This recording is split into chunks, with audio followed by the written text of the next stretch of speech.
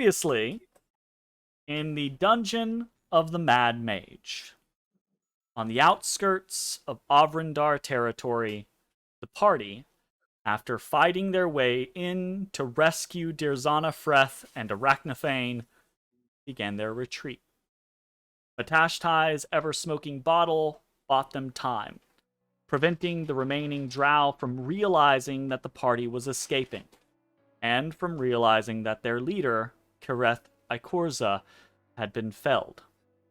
Ashes and Matt fled the scene, with Bones hot on their heels.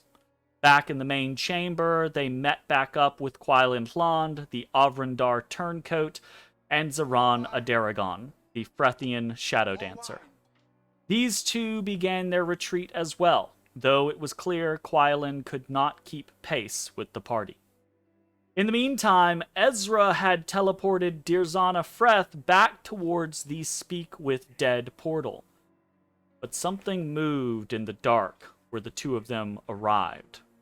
A malevolent creature made solely of arms and hands.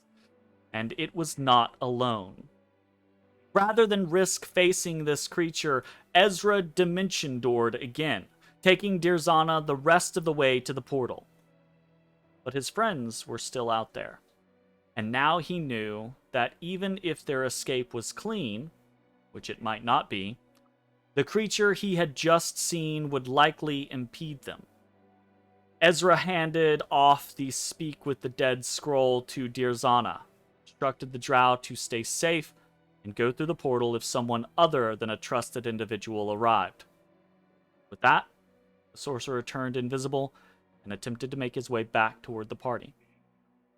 Ashes and Matashtai were leading the escape, while Bones and Zaran hung back, helping Quailand's passage and setting traps for those that might pursue. And there was most definitely pursuit, some of which would perhaps be foiled by these traps. But the party were not the only ones with tricks up their sleeves, and they'd kicked the proverbial hornet's nest. As Matashtai and Ashes rushed back into the first outpost that they had assaulted on their ingress, a shadowy drow appeared before them. Matashtai attacked immediately, stunning the figure, and the two continued their escape. But something momentarily stunned the monk, and a moment later, a surge of pain nearly brought the blood hunter to his knees. Something else was here. Fortunately for the party, whoever had arrived couldn't work in tandem with the shadowy drow that Matt had stunned. For moments later, Zaran Adaragon arrived to face off against Raylan Avrindar, his shadow dancing rival. When fighting each other, the two spent as much time in the shadow plane as they did in the material, so following them was all but impossible, which meant the party was down an ally, but also down an enemy. In the meantime, Ezra's invisibility had proven ineffective against the sightless Soul Shaker, and he had had to once again dimension door away from the creature made of hands. His arrival at the statues reunited the party. Matashtai, realizing someone was invisible nearby, turned on his lantern. He rushed back into the chamber where Raylan and Zaran fought, just as Bones and Quailand arrived.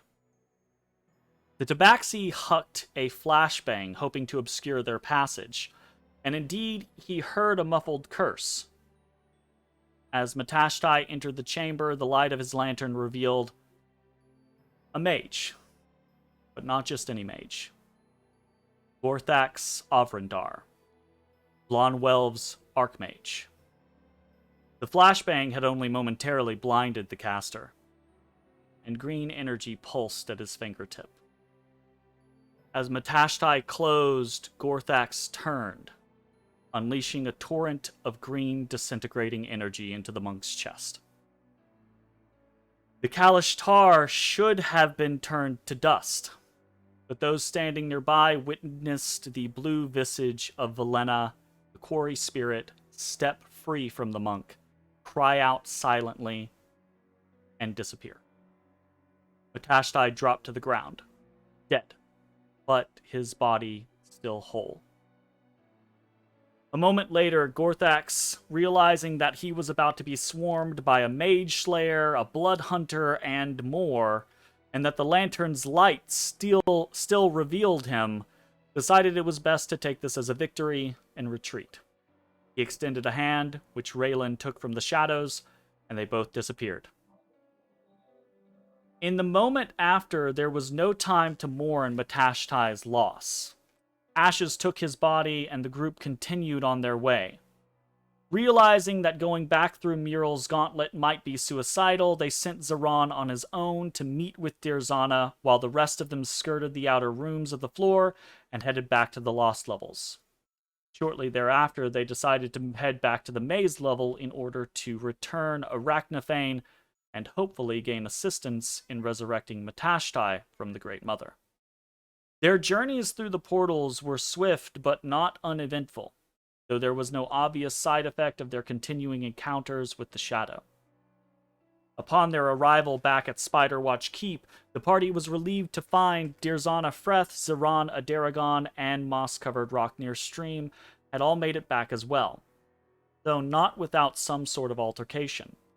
The safe return of the captured Frethians was to be celebrated, but the loss of Matashtai put a somber edge to things.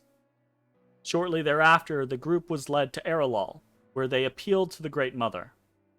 She was willing to help them, but could not display unfair favoritism towards them. They would have to pay for the resurrection, and she would need time to prepare. The party agreed, though Erelal left them with a looming question. Did Matashtai even want to return? Hey everybody, thanks for watching. If you enjoyed the video, consider leaving a like, commenting, or subscribing. It really helps me out. If you'd like to see me live, head over to my Twitch at twitch.tv/thedistanthorizon.